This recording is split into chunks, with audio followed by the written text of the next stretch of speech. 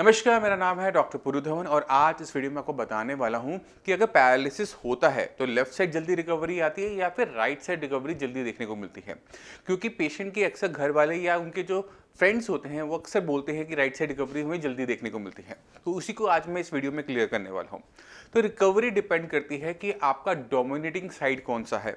अक्सर हम एक साइड से लिखते हैं, एक साइड से ज़्यादा काम करते हैं। अगर आप राइटी हो तो राइट से पूरी ज़िंदगी काम करने की वजह से ना सिर्फ आपकी जो मसल्स हैं वो स्ट्रांग होती हैं, बल्कि आपका लेफ्ट साइड का ब्रेन भी ज़्यादा डेवलप होता है इन कंपेरेटिव टू राइट। अब आप सोच रहे होंगे हाथ तो मैंने राइट लिया, ब्रेन मैंने लेफ्ट ले लिया। मैंने कोई गलती नहीं की। ब्रेन हमारा अक्सर ऑपोजिट साइड के ऑर्गन्स को कंट्रोल करता है। मेरा लेफ्ट ब्रेन मेरे राइट साइड को कंट्रोल करेगा और मेरा राइट ब्रेन लेफ्ट साइड को कंट्रोल करेगा। तो इसी वजह से जब हम राइटी होते हैं तो इसका मतलब यह है कि हमारा लेफ्ट ब्रेन ज़्यादा काम करता है, वो ज़्यादा कंट्रोल लेता है चीज़ों का। तो पैरालिसिस में रिकवरी फास्ट होगी, स्लो होगी, कितनी अच्छी होगी, कितनी नहीं होगी, वो डिपेंड करता है कि आपका डोमिनेटिंग साइड कौन सा है। अक्सर लोग राइटी ज़्यादा देखने को मिलते हैं कि वो राइट प्रेफर करते हैं। राइट प्रेफर करने की वजह से अगर आपको राइट साइड में कभी पैरालिसिस होगा तो ऑब्वियस है कि आपकी रिकवरी फास्ट होगी। क्यों? क्योंकि आपकी मसल भी स्ट्रॉन्ग है और आपका ब्रेन भी स्ट्रॉन्ग है। अगर इसी तरह से लेफ्ट साइड हो जाए तो लेफ्ट साइड की जो रिकवरी होती है वो स्लो होती है। क्यों? क्योंकि यहाँ की जो मसल्स हैं वो कंपैरेटिवली वीक होती हैं, क्योंकि हम ज़्यादा काम इससे नहीं करते और ज़्यादा काम ना करने की वजह से यहाँ की मसल्स वीक रह जाती हैं। दूसरा, हमारा ब्रेन, क्योंकि उसने भी ज़्यादा काम नहीं किया, क्योंकि उसने ज़्यादा हाथ को चलाया नहीं, तो इसी वजह से हमें रिकवरी स्लो देखने को मिलती है। अब सवाल ये उठता है, क्या हम इस रिकवरी को बेटर कर सकते हैं? लेफ्ट और राइट हम कौन सा अपना पार्ट ज़्यादा यूज़ करेंगे ये डिपेंड करता है हम पर। अगर हम अपने ब्रेन को सिखाएं लेफ्ट से लिखना तो क्या वो लेफ्ट से लिख पाएगा? बिल्कुल लिख पाएगा। शुरू में दिक्कत होगी बट वो लिखना शुरू कर देगा। तो सबसे ज़रूरी बात क्या हो गई, क्या हम ठीक होना चाहते हैं या नहीं? अगर हम अपने ब्रेन को डेवलप करते हैं लेफ्ट साइड को डोमिनेट करने के लिए, वो कर जाएगा। उसे टाइम लगेगा, 2 महीने 3 महीने का टाइम लगेगा, बट वो डोमिनेटिंग हो जाएगा और लेफ्ट साइड से लिखना शुरू कर देगा। तो हमने अपने ब्रेन को डेवलप करना होता है। तो पैरालिसिस जब होता है तो ब्रेन के अंदर क्लॉट की वजह से या नस फटने की वजह से ब्रेन के हिस्से को डैमेज होता है। उस डैमेज की वजह से ब्रेन का वो काम जो पहले वो करता था वो अब नहीं कर पाता। जैसे मान लो कि मेरे ब्रेन में क्लॉट आया तो मेरा क्या हुआ, राइट साइड आया तो मेरे लेफ्ट साइड के हाथ पैर में दिक्कत होगी, हो सकता है मेरे बोलने में भी दिक्कत आए। तो अब अगर मुझे यहाँ से काम शुरू करना है, लेफ्ट साइड को अपने दोबारा से काम के लायक बनाना है, तो मुझे अपने आप पे काम करना पड़ेगा, अपने ब्रेन पे काम करना पड़ेगा, मुझे अपने ब्रेन को डेवलप करना पड़ेगा। क्योंकि ब्रेन की सबसे अच्छी खास बात पता क्या है, इसे जितना इस्तेमाल करो ये उतना अच्छा होता चला जाता है। जिस काम की प्रैक्टिस हम करते हैं हम उसमें अच्छे होते चले जाते हैं। आप अपने बारे में सोच के देखो, अगर आप किचन में काम करते हो तो सब्जी काटते तो काटने में सही से कटती नहीं थी, बट धीरे धीरे जब हमने सालों साल वही काम किया तो अब हम बिना देखे भी सब्जी काट लेते हैं। इसी तरह से अगर आप बैंकर हो, आपको नोट गिनने का काम है, तो आपको नोट गिनने में हाथ से टाइम लगता होगा, बट जब आपने ये काम रोज रोज किया, बहुत सारा काम किया, तो क्या हुआ, स्पीड आ गई, आप बिना देखे भी कर लेते हो। तो ये ब्रेन की सबसे अच्छी बात ये है कि हम जितना यूज करते हैं वो उतना ही डेवलप होता चला जाता है, उतना ही अच्छा होता चला जाता है। सब चीज़ों में नहीं, सिर्फ उसी चीज़ में जिसमें हमने इसको ट्रेन किया है। तो हमने अपने आप की ट्रेनिंग करनी है। पैरालिसिस है ना, हमारा हाथ नहीं चल रहा, कमज़ोर चल रहा है, ताकत कम है, हम इसे ट्रेन करेंगे कि ये अपने हाथ से दोबारा से पेशेंट काम करना शुरू करे। और इसके लिए ट्रेनिंग शुरू कहाँ से होगी? खुद से। तो पैरालिसिस ट्रीटमेंट में कुछ चीज़ें बहुत इंपॉर्टेंट है। पहली ही प्रैक्टिस, कि हम क्या प्रैक्टिस करें, कौन सी एक्सरसाइज करें, क्योंकि हम उसी एक्सरसाइज में अच्छे होते चले जाएंगे। अगर हम चलने की कोशिश कर रहे हैं, रोज चलते हैं, हम चलने में अच्छे होते चले जाएंगे। अगर हम साइकिलिंग करते हैं, रोज साइकिलिंग करते हैं, तो हम साइकिलिंग करने में अच्छे हो जाएंगे, बट हम चल नहीं पाएंगे। तो ध्यान क्या देने वाली बात है कि हम अपनी बॉडी को, अपने ब्रेन को किस एक्सरसाइज में, किस मूवमेंट में हम अपने बॉडी को ट्रेन कर रहे हैं, अपने ब्रेन को ट्रेन कर रहे हैं। तो हमने ध्यान क्या रखना है कि उसका सिलेक्शन बहुत ध्यान से करना है। दूसरी सबसे इंपॉर्टेंट चीज है वो है कि ब्रेन के अंदर अपने आप को ठीक करने की क्षमता है या नहीं है। जैसे हमारी स्किन पे अभी कट लगता है तो वो अपने आप भर जाता है, इसे हम हीलिंग कहते हैं। इसी तरह से ब्रेन के अंदर जब कभी किसी टाइप का नुकसान होता है तो ब्रेन भी अपने आप को हील करता है, बट वो स्किन की तरह नहीं करता। स्किन में क्या होता है, सेल्स बनते हैं, दोबारा से आपस में मिल जाते हैं और स्किन प्रॉपर हो जाती है। ब्रेन के अंदर जो सेल्स होते हैं एक बार मर जाने के बाद दोबारा जिंदा नहीं होते, वो और सेल को बना नहीं सकते। तो दिक्कत क्या होती है कि ब्रेन के अंदर जो डेवलपमेंट है वो न्यूरोप्लास्टिसिटी मैकेनिज्म से होती है। न्यूरोप्लास्टिसिटी को समझना है तो मैं आपको थोड़ा सा शॉर्टकट में इसी वीडियो में समझा देता हूँ। अब आपके ब्रेन के सेल्स जो होते हैं वो एक स्पाइडर की तरह होते हैं, उसके बहुत सारे हाथ पैर होते हैं। ये जो हाथ पैर है वो दूसरे से जुड़े हुए होते हैं, जिसे हम कहते हैं साइनेप्सिस। अब आप इसे स्क्रीन पर देख पा रहे हो तो आपको थोड़ा आराम से समझ में आएगा। ये आपका एक न्यूरॉन सेल है, इसके दोनों तरफ देखो, इसी क्या आपको लग रहा है, इसके हाथ पैर से निकले, इनको हम डेंड्राइट कहते हैं। ये डेंड्राइट दूसरे डेंड्राइट से मिले हुए हैं, तो ये इन्हें हम कहेंगे इंटरडेंड्राइट कनेक्शंस। ये ब्रेन में जितने ज़्यादा बने होंगे, ब्रेन उतना ही अच्छा डेवलप होगा, उतना ही अच्छा काम कर पाएगा, उतनी ही ज़्यादा आप बड़ी कैलकुलेशंस, बड़ा सोच पाओगे। तो ये जो इंटरडेंड्राइट कनेक्शन है हमारे दिमाग को विकास करवाता है। जब हम पैदा होते हैं, छोटे होते हैं, तो जब हम पैदा हुए थे, जो हमारे ब्रेन में जितने न्यूरॉन सेल्स थे, ये जितने सेल्स थे, ये और नहीं बढ़ सकते। अगर मान लो कि इसकी क्वांटिटी 1 करोड़ थी, तो 1 करोड़ 1 नहीं हो सकता, क्योंकि ये रेप्लिकेट नहीं कर सकते। तो इनमें डेवलपमेंट कैसे होती है? इनके आपस में इंटरडेंड्राइट कनेक्शंस के बनने से। यानी जब हम पैदा हुए थे, हम चल नहीं पा रहे थे, हम बोल नहीं पा रहे थे, जब इंटरडेंड्राइट कनेक्शन ज़्यादा बढ़े एज के साथ, उम्र के साथ, तो क्या हुआ कि हमने बोलना चलना सब कुछ शुरू कर दिया। मगर हम अब एक ऐसी एज पे पहुंच जाते हैं जहां पर इनकी जो ग्रोथ है वो रुक जाती है। इंटरडेंड्राइट कनेक्शंस और ज़्यादा नहीं बन पाते। मगर अगर हम इन इंटरडेंड्राइट कनेक्शंस को बढ़ा दें, इनको डेवलप करवाएं, तो क्या होगा? हमारा ब्रेन और विकास करेगा। तो न्यूरोप्लास्टिसिटी में क्या होता है कि जब किसी टाइप का क्लॉट आता है, नुकसान होता है, तो ब्रेन को इस चीज़ की रिक्वायरमेंट समझ में आनी शुरू हो जाती है और ब्रेन ऑटोमेटिक तरीके से ये जो कनेक्शंस हैं इनकी मात्रा को बढ़ाना शुरू कर देता है। उससे फ़ायदा क्या होता है कि पेशेंट पहले 6 महीने में बहुत अच्छी इंप्रूवमेंट दिखाता है, चाहे वो मेडिसिन ले या ना ले, बट उसमें इंप्रूवमेंट ज़रूर आती है। मगर 6 महीने बीत जाने के बाद ये जो इंप्रूवमेंट आ रही थी वो कहीं ना कहीं रुक जाती है। उसके बाद अगर आप एक्सरसाइज भी करवा रहे हो तो इंप्रूवमेंट नहीं आ रही, आप मेडिसिन खा रहे हो तो भी इंप्रूवमेंट नहीं आ रही, क्योंकि ये जो कनेक्शंस हैं ये नहीं बन पा रहे।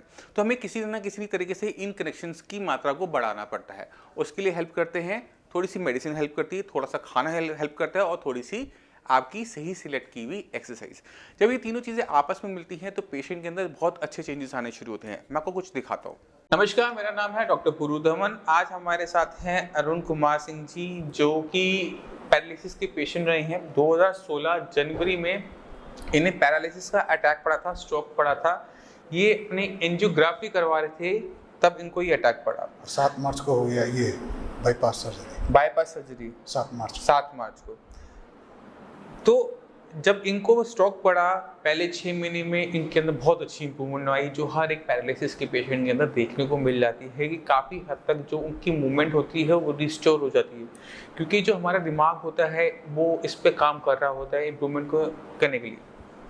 मगर जितनी इंप्रूवमेंट अरुण जी में आई 6 मंथ के बाद, उसके बाद वो इंप्रूवमेंट आनी बंद हो जाती है। वही हमें हर एक पैरालिसिस पेशेंट के अंदर देखने को मिलता है कि जब किसी को स्ट्रोक होता है, पैरालिसिस होता है, 6 मंथ्स आपको इंप्रूवमेंट मिलेगी, उसके बाद कुछ नहीं होता, लाइफ बीत जाती है। जितनी मर्जी आप एक्सरसाइज कर लीजिए, जितनी मर्जी आप फिजियोथेरेपी करवा लीजिए, आपके अंदर इंप्रूवमेंट नहीं आती।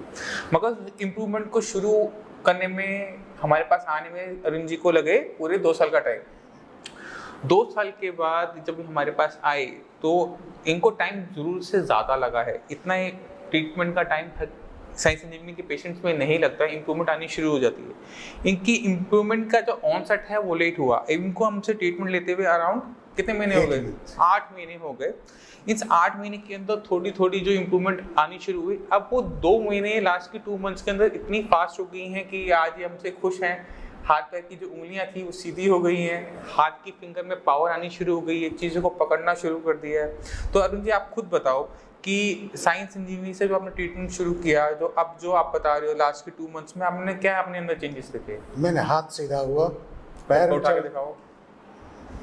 अब पहले इतना जाता था ऊपर, जाता था लेकिन मुड़ा रहता था। अब सीधा चला जाता है, सीधा जाता है। चीजों को पकड़ लेते हो आराम से, पकड़ लेते हैं, कोई दिक्कत तो नहीं होती? उंगली में ताकत का तो आया है लेकिन कम आया है। ठीक है, आप कोई चीज पकड़ने में कोई दिक्कत तो नहीं होती? दिक्कत नहीं होती है। इसे पकड़ के दिखाओ जरा। देखिए, ये टाइम लगता है, क्योंकि ये जो दिक्कत होती है पैरालिसिस की, आपकी ब्रेन के अंदर होती है। आपके हाथ पैर की मसल्स में कोई दिक्कत नहीं है, यहाँ कोई चोट नहीं है, यहाँ कोई स्वेलिंग नहीं है, कुछ नहीं है। इसका मतलब कि ब्रेन अभी कमांड ब्रेन के अंदर जो क्लॉट आया था उससे ब्रेन का टिश्यू डैमेज हो जाता है, क्योंकि आपकी एज ज़्यादा है, आप अराउंड 60 हो, तो इसलिए आपको ये टाइम ज़्यादा लगा। अगर यहाँ पे कोई यंग पर्सन होता तो उसे टाइम कम लगता, मगर इम्प्रूवमेंट आती है, ये 100% है। शुरू में हो सकता है कि स्लो हो, बट वो धीरे धीरे वो अपनी पेस पकड़नी शुरू होती है, क्योंकि जैसे जैसे बॉडी से मेडिसिन बॉडी के अंदर जाती है, ब्रेन उसको रिस्पॉन्ड करना शुरू करता है। अब शरीर में जितनी ताकत होगी उसी स्पीड से तो करेगा ना। हम एक जैसे रिजल्ट हर पेशेंट के अंदर नहीं दे पाते, बट ये है कि हम पॉजिटिव रिजल्ट्स हर पेशेंट को दे पाते हैं। किसी में जल्दी होती है, किसी में वो स्लो होती है। तो इम्प्रूवमेंट आपको कब शुरू हो गई? पहले महीने में आनी दिखनी शुरू हो गई थी? शुरू हुआ तो बहुत तेजी से हुआ, लेकिन अभी नहीं हुआ। पहले जब शुरुआत हुई तो बहुत तेजी से इंप्रूवमेंट आना शुरू हुई। 6 महीने बाद तेजी से हो गया। 6 महीने तक बहुत हमको इंप्रूवमेंट नहीं लगा। साइंस इंजीनियरिंग के जब आपने ट्रीटमेंट लिया तो आपको अपने अंदर फर्स्ट मंथ से ही बदलाव दिखने शुरू हो गए थे कि मैं ठीक होना शुरू हो गया? बहुत हाँ, मतलब पहले महीने में आप खुश थे कि हाँ मैं ठीक रास्ते में जा रहा हूँ, ठीक दवाई खा रहा हूँ, ऐसी तो परेशानी नहीं थी ना। अब आपको दिक्कत है बैलेंसिंग की, है ना? तो बैलेंसिंग की जो हमने आपको एक्सरसाइज बताई वो आपने फॉलो करनी है, ठीक है? और ओके था, डाइट पे आपने ध्यान रखा, खट्टा वट्टा तो नहीं खाया? नहीं, अभी। साइंस इंजीनियरिंग के ट्रीटमेंट से खुश हो? अभी तो खुश है। कोई कंप्लेंट तो नहीं ना? डॉक्टर आपको फोन करते हैं, पूछते हैं हालचाल? बढ़िया पूछते हैं, सही से बताते हैं? चलिए ठीक है। क्या पेशेंट को साइंस इंजीनियरिंग के जो पेशेंट्स हैं, बाकी जो पैरालिसिस पेशेंट हैं, उन्होंने क्या कहना चाहोगे? अभी सेटिस्फैक्ट्री है ये। सेटिस्फैक्ट्री है? नहीं, बाकी जो पैरालिसिस के पेशेंट हैं जिन्हें डाउट होता है, जिनको आशा खो चुकी हैं कि वो ठीक हो सकते हैं, उन्हें आप क्या एडवाइस करोगे? नहीं, एडवाइस तो ये रहेगा साइंस इंजीनियर संपर्क करें।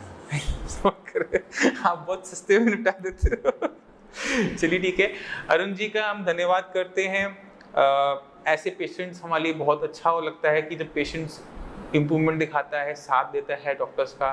कभी कभार हम मानते हैं कि हमारा जो ट्रीटमेंट है वो सब पे एक जैसा नहीं होता। कुछ पेशेंट्स हमारे बहुत अच्छे हैं जो एक मंथ में रिकवर कर गए, कुछ पेशेंट्स ऐसे हैं अरुण जी जैसे जिनको टाइम लगा। बट ठीक है, टाइम लग सकता है, मगर अगर आपको अपनी बॉडी के अंदर इम्प्रूवमेंट चाहिए, पैरालिसिस की कंडीशन की इम्प्रूवमेंट चाहिए, तो आपको थोड़ा सा विश्वास साइंस इंजीनियरिंग में दिखाना पड़ता है।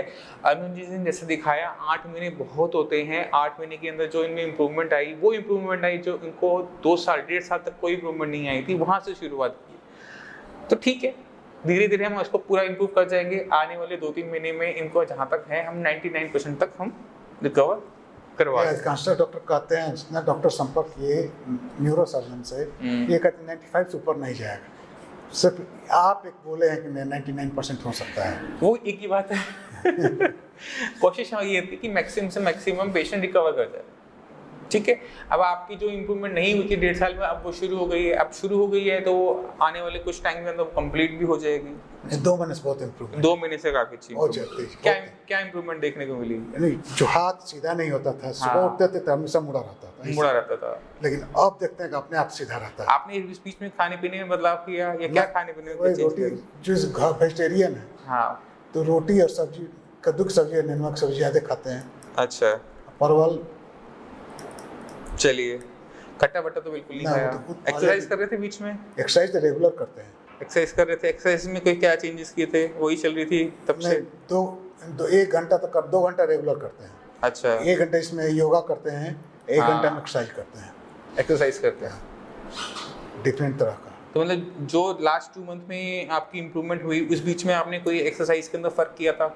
हम मॉर्निंग वॉक स्टार्ट किए थे। मॉर्निंग वॉक स्टार्ट की थी? ट्रेडमिल चलाते थे पहले भी, लेकिन मॉर्निंग वॉक शुरू किए इधर चुकी। तो आप देखिए कि जो हम डॉक्टर्स आपको बोलते हैं, आपको बताते हैं कि आपने वॉक करनी है, तो उसे आपने वॉक करनी है। आप उसे छोटा मोटा रास्ता बना के ढूंढना शुरू करेंगे, घर के अंदर कर लेंगे, छत के टेरेस पे कर लेंगे, वो तब ठीक है जब आपके पास स्पेस नहीं है। जब आपके पास स्पेस है तो आप एक्सरसाइज करो। ये जब आप मेरे पास पहली बार आए थे तो मैंने आपको तभी कहा था कि आपने पाकिस्तान और दिक्कत थी, जैसे तब आपके पास स्पेस की दिक्कत थी। स्पेस की दिक्कत थी, ट्रेडमिल चलाते थे, सब ट्रेडमिल चलाते थे। अब स्पेस पूरा हो गया, बारिश का समय है, नहीं जाते हैं तो ट्रेडमिल चलाते हैं।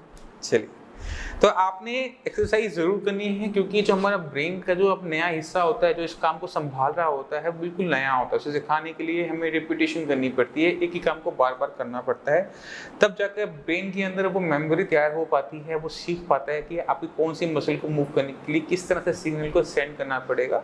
तो ये ब्रेन को सिखाना एक छोटे बच्चे को सिखाने जैसा होता है। तो एक ही काम को बार बार करने से वो मेमोरी आपके माइंड में बननी शुरू हो जाती है।